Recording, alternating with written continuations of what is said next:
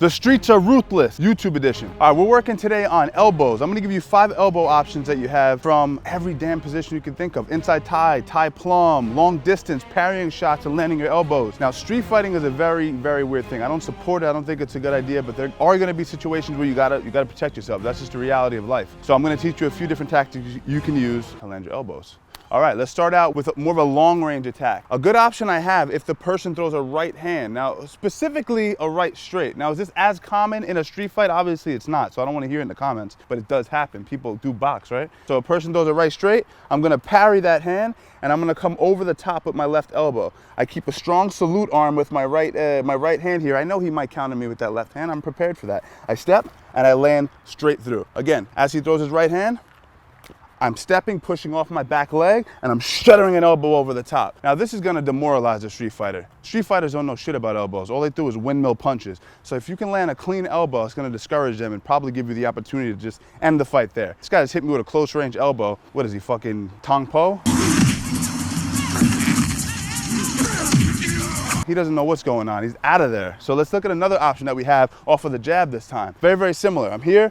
He throws his jab. I keep my left hand nice and high because, again, Pete might come through with a right hand. Bing, I got to be able to read that shot. So as soon as he throws, I'm nice and high with my guard. From this position, I like to get my head off the center line. As I push, I land my right elbow over the top. It's good for me because if he throws a right straight, if he throws a 1-2, let's say, I'm gonna run right into the right hand. That's bad for me for obvious reasons. So I try to get my head off here and here. Now, is there a chance that you can run into a right hook or a shovel shot? It's the nature of fighting, that's part of the game. All right, now, that's 2 so far. Let's go over the third option.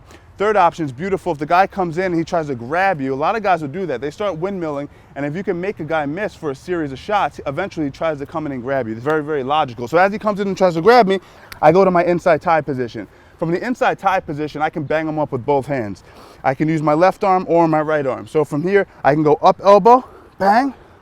I can go down elbow, bang. Now notice that I keep my chin down and my forehead forward. This is a crucial, crucial detail. This is gonna allow me to mitigate the risk of him ripping my chin apart with a shot.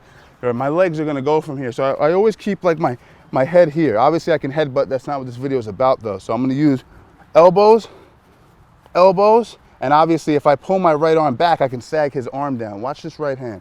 I pull down, elbow. One more time on that detail, that's a good one. So I rip down the arm, I blade my shoulders, and I can pull him off of this left hand right in to my right elbow. If you have a grappling background, you see where this goes, right into your game. That was 3.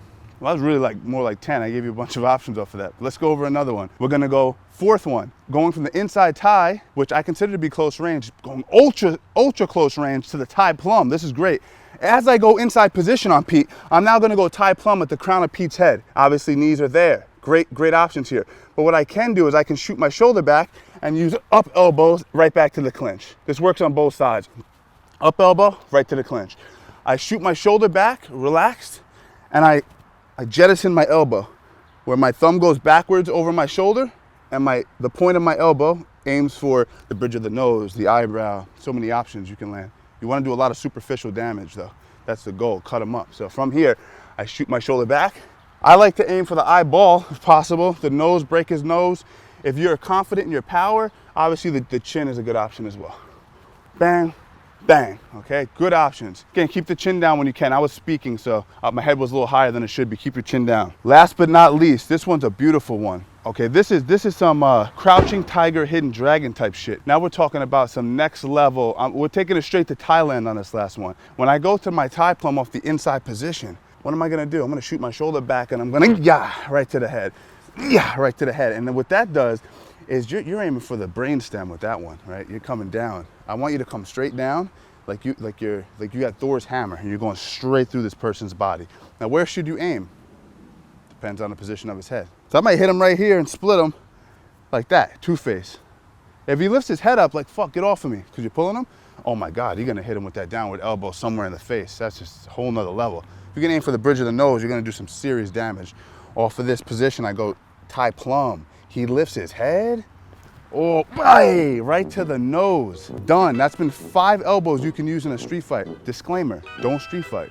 Disclaimer, don't street fight. Disclaimer, avoid conflict in the street. This is for idiots. But if you're in a situation where a guy comes up to me, right, he comes up to me, he's like, what the fuck, bro, what are you doing? Now you're ready to go. Now you're ready to go. All right, subscribe.